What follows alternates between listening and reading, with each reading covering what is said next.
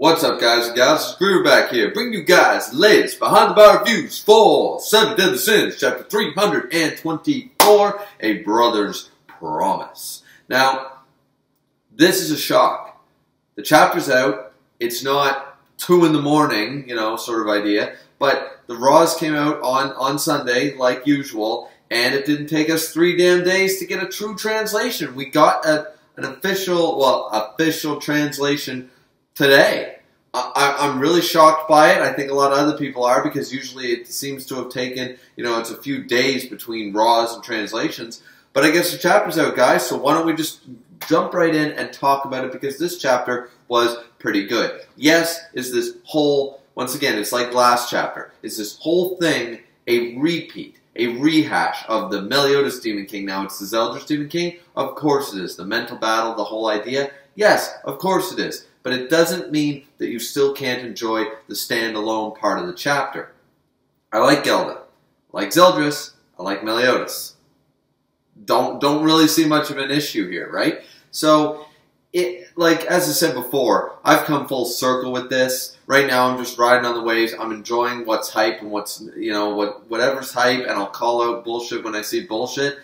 Outside of that, I'm still going to enjoy it for my love of the series, right? So, and also featuring a new volume I got this week, volume 22. Great volume. That being said, alright, so this chapter, right off the bat, of course, Gelda comes out. She's like, alright, and the last chapter, I'm going to find the real one. And we're thinking, okay, how's she going to find the real one?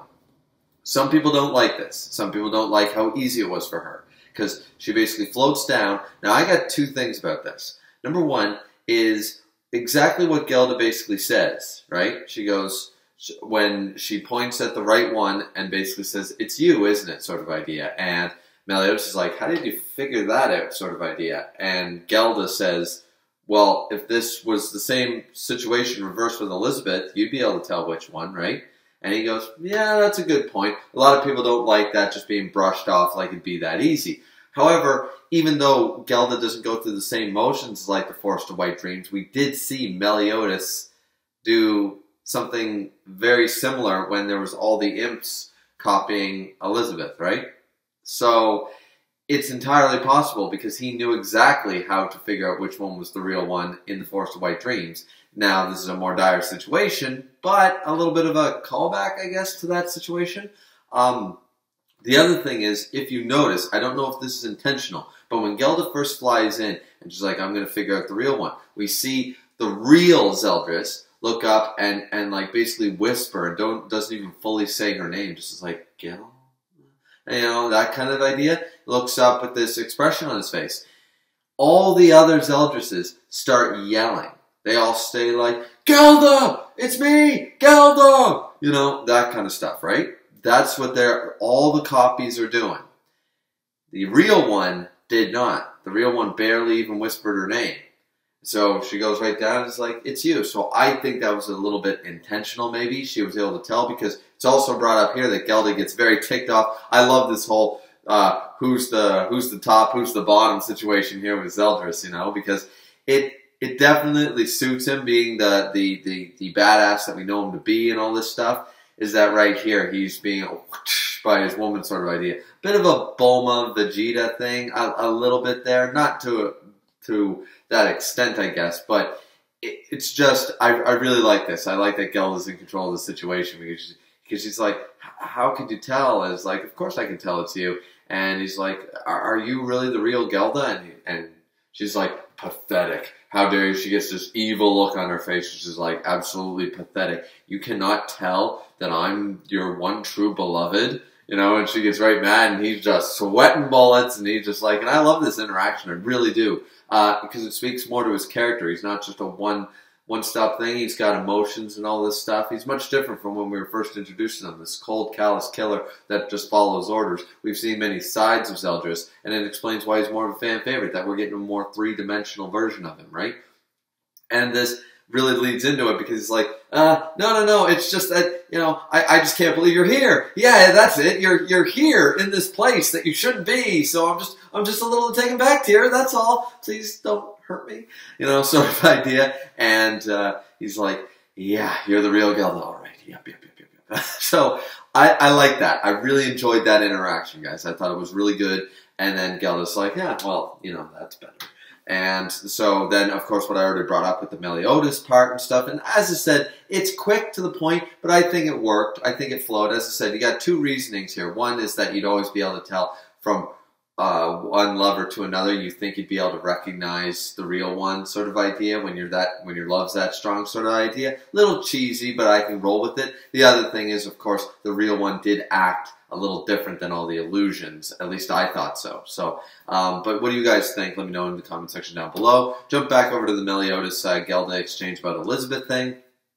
Fine, Dandy already talked about that. Then all the other hallucinations start, getting that demonic face like the fake Gelda had, the Demon King's mind sort of idea. Because remember, this is the Demon King, this is the soul world. We haven't seen the hulking form of the Demon King yet like we did in the Meliodas soul world yet, right? So once again, all these fake Zeldresses, all these fake Geldas that we've been seeing, they are all him right now, right? Once again, that's what we've been led to believe. That's what we're seeing pretty much. Now, they all start attacking Gelda. She dodges a few, but then, there's so many of them. And then all of a sudden we see Meliodas take the hits, sort of idea, and he gets beat up. See, because he can take the hits as long as you don't directly interfere. He didn't attack. He just defended himself. They hit him. So it's okay. He takes the damage, and they're like, why Meliodas? And I'm like, well, he's here. There's a reason he's here. And he basically reiterates what we already know. He's like, Gelda, you're the most important person in the world to him. You're the one that can help him through this situation. I'm going to defend you sort of idea. I'm just here to help my brother, pretty much. And Zeldris is kind of shocked by this sort of idea because he's by the end of this chapter, he truly believes that his brother is there for him.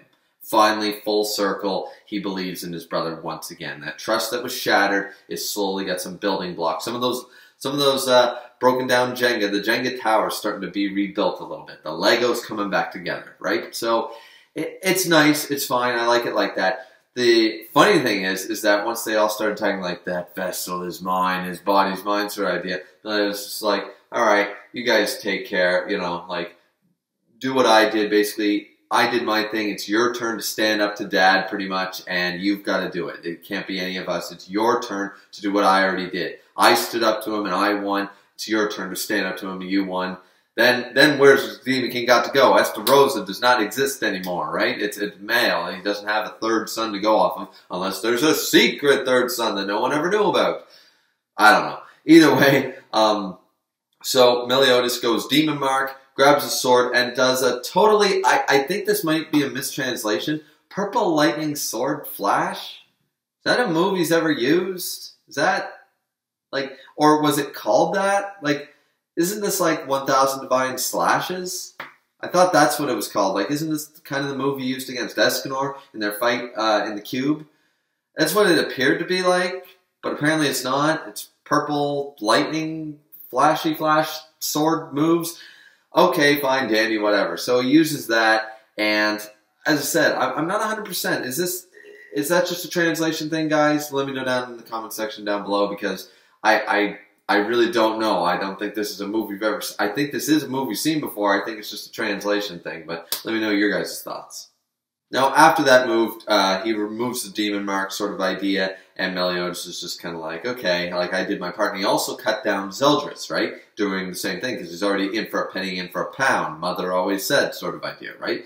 Now, the thing is that Gelda, earlier on in the chapter, was going to cut down the spider web sort of idea, the things that were holding, the tendrils that were holding Zeldris in place. This implies that either she does not know the rules of the soul world, or that her method of entering the soul world may pertain her to be allowed to interfere to an extent or something. Either she doesn't know she'll be forcibly removed by doing so, or she, you know what I mean? It might be her whole thing might be a little bit different. It might be an alternative way to enter, and so the rules don't exactly apply the same way. Gother isn't fully entering in body. I'm imagining that Gelda's body, Gelda has physically left the physical realm, and she's currently physically in the soul realm. It's not the same as Gother. I don't have any evidence for that, and in the next chapter, maybe the chapter after, we'll see that they're also trying to protect Gelda's body at the same time. I don't know, but it seems to be that she either took a very big gamble on that, or she knows that the rules are different because she entered through a very different method, a more direct method into the soul world. What do you guys think? Suffice to say, after the attack and stuff, as I said, Meliodas removes his demon mark, and he's basically like, yeah, alright, well, I kind of have to leave now because I interfered. Gelda thanks Meliodas, and Zeldris basically says, so, like, is finally kind of convinced here. And he's just like, so you really did come here to save me, right? And Meliodas pretty much says, well, yeah, you know, like, you got to stand up to our father and stuff. You got to do it. He goes, but just let me do this one thing and act like an older brother just for once in my life, sort of idea, after all these years. Let me do it just one time. After all, you're my only little brother, you know, sort of idea. And that's really nice. That's a really nice sentiment. It works. I love this brotherly stuff, and maybe it's because I have my own younger brother, and I kind of get both sides of this story, but Seven Deadly Sins right now has been going off on a bit of a bad way. We've all agreed on that. I've been saying it since chapter 300. But chapters like this and moments like these still lead me to have some hope. I like this. This was a good interaction, especially Zeldris being a little shocked, you know, looking down at the ground, kind of, not ashamed, but just kind of like he still thought that Meliodas was going to be like he was before, sort of idea, you know? He has always wanted to have this connection with his brother. We found this out, right?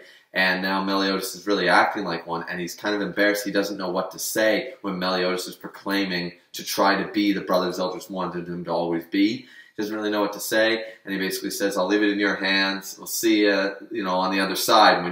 Basically, he's got total faith. He smiles at him and laughs, and basically, I got total faith in you.